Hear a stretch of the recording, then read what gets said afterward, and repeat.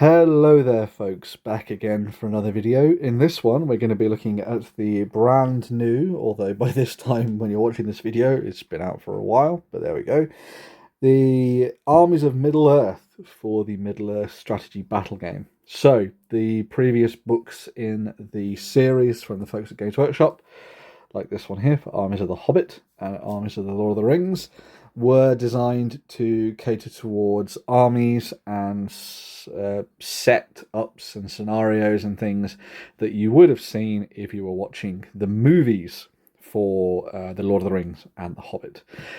This did mean that a certain amount of profiles and armies, in fact whole armies, just didn't get a look in when it came to the original set of lists.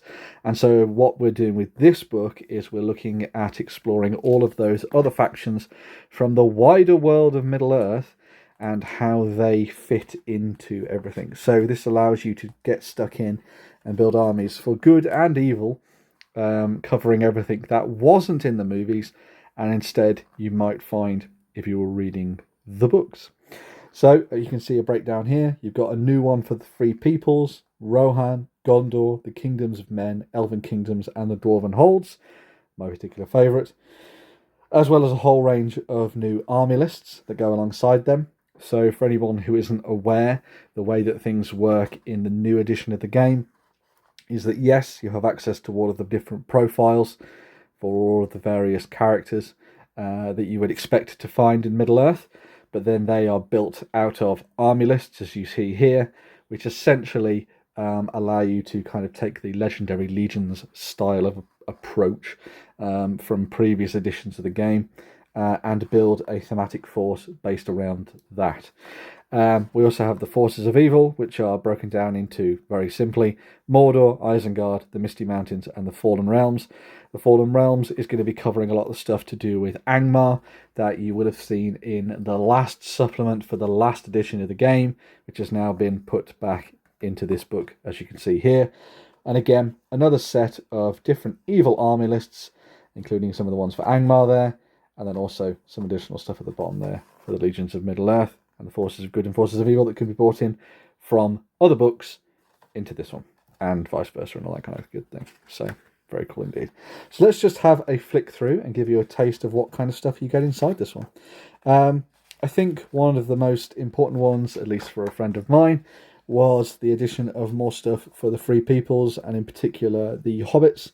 So you get the versions of Frodo and the rest of the halflings, the Hobbits, they are halflings I suppose, from the end of Return of the King, mounted on horseback, as you can see here. So if you want to do a little bit of a scouring of the Shire style affair, you have the option to do that, which is very nice indeed. You also get all of the additional characters that you would have seen from Forge World as well.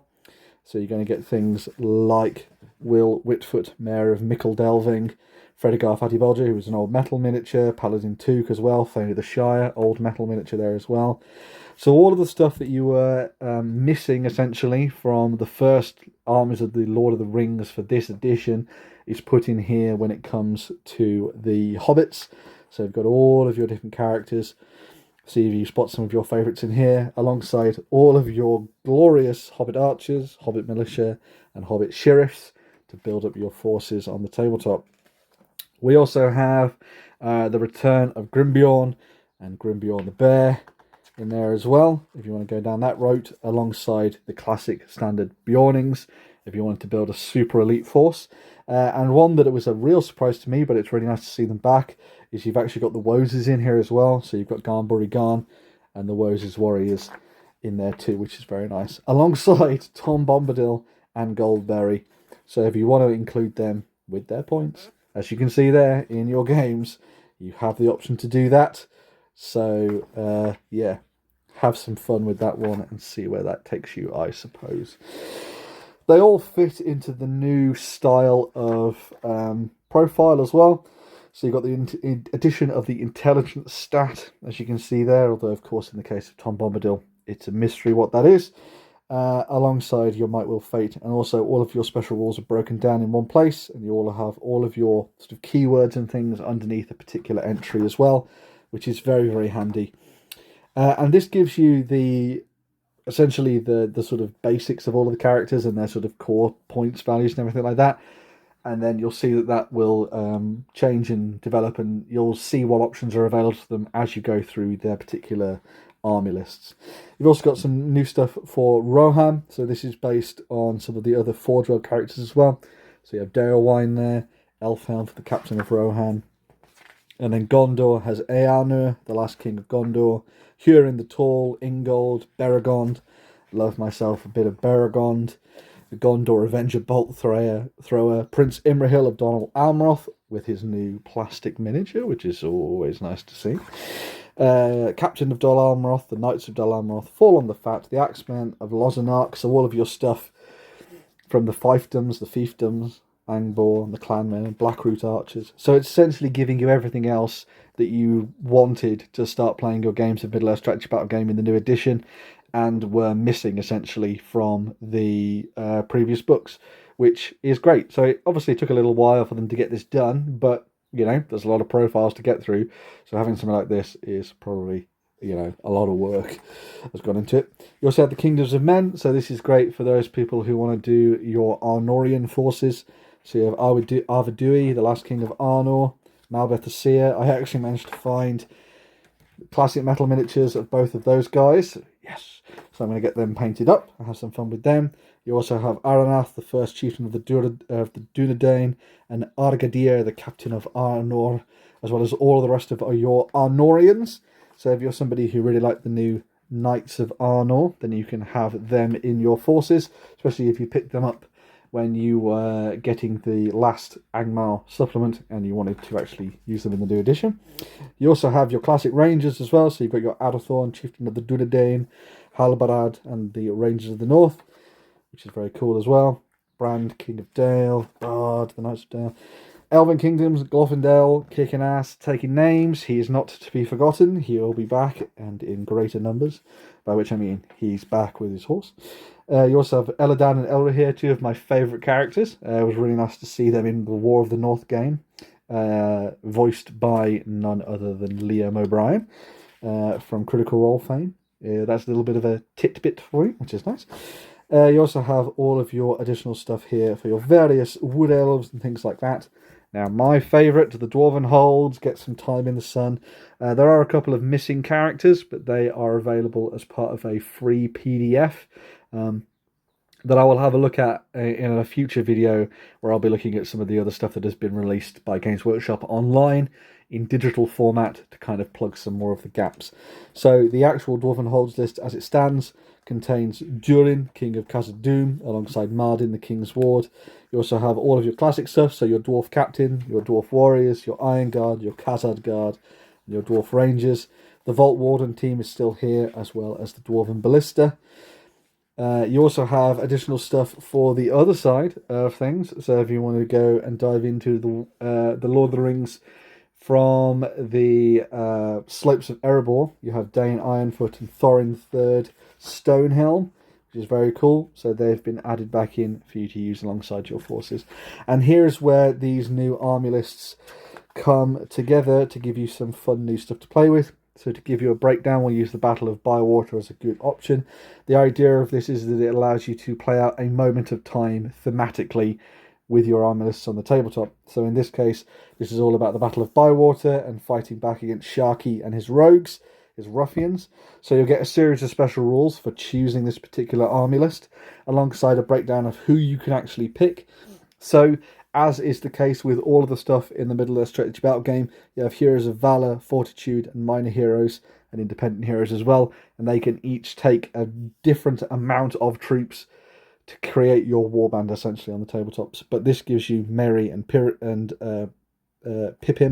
alongside Frodo, Sam, and the rest of the other characters that we just saw. And you'll also see some little special rules at the bottom there as well, which allow you to create some fun new stuff on the tabletop. It essentially covers all of the things that you would have expected them to do, essentially carrying on from the last edition. This is a great opportunity to kind of like give you an idea of like a sort of more focused sort of army list. So this one Obviously gives you a sort of a moment in time, but it kind of is a bit broader. This is very specialised. So it gives you Arathorn and it gives you Halbarad, but then it also gives you Rangers of the North that you just build as you see fit to build your force. So it's not particularly, weighty on heroes, but you do get lots of independent heroes here, essentially to build a big, huge force to use on the tabletop. And the Rangers are still as good as ever. There's one for the Grey Company, the Bjornings. I'm just going to flick through these now. The Fords of Eisen. Yes. God, Theodred, man. I want to make a Theodred list so bad. I even have my Grimbold standing by, so he's waiting in the wings with the PDF in mind. Powers of the Druidan, so that's where you get your Wozers in. The Fiefdoms, the Fiefdoms, however you want to say that. The Grief of Elmer, Arnor from the Angmar supplement, and the Armies of Dale there as well. The Battle of Fornost, and the Kingdom of Khazad-dûm, which gives you all of the options there, as you can see, as well as some fun special rules. I'll be digesting that one. The Army of Erebor as well, and also you'll see lots of miniatures here that come from other books, but there's a sort of list at the back which tells you sort of where to get the rules for all of them, which is good. The Defenders of Erebor, and now we move on to the Forces of Evil. So obviously this is quite a chunky section of the book. There is a lot for Mordor, as you might have imagined, so we'll flick through this so you can have a look at some of these. You've got lots of your Black Númenóreans, your Isengard Trolls are there, the Isengard Orc Shaman, Sharky and the Worm, Bill Ferny, Briarthorn, the Misty Mountains, all the rest of the Goblin stuff. When I said Mordor has a lot, I meant Evil has a lot of stuff. So essentially this covers all of the extra bits and pieces that you would have expected them to do, allowing you to use all of the other models that are still in your collection, that have been sitting there for a while. The new Burdur and his Hill Trolls, which are super cool. The Shadow of Rudar, Nasthak, the Shades, the Barrow Whites, all of the additional stuff for Angmar, including those new werewolves, which are really nice. The Khand Dûm warriors as well, so the men of Khand Dûm are kicking ass and taking names once again. So it's really nice to have seen all of this come back. I think a lot of people were very much missing things like more for the Easterlings and things like that popping up. So it's really nice to have them back in the fold. We also get some really nice artwork and stuff that I don't think we've seen in too many books. So it's good to see some more of this sort of popping up out of obviously I love all this kind of like pencil sort of work that is very familiar from old supplements like Shadow and Flame and things.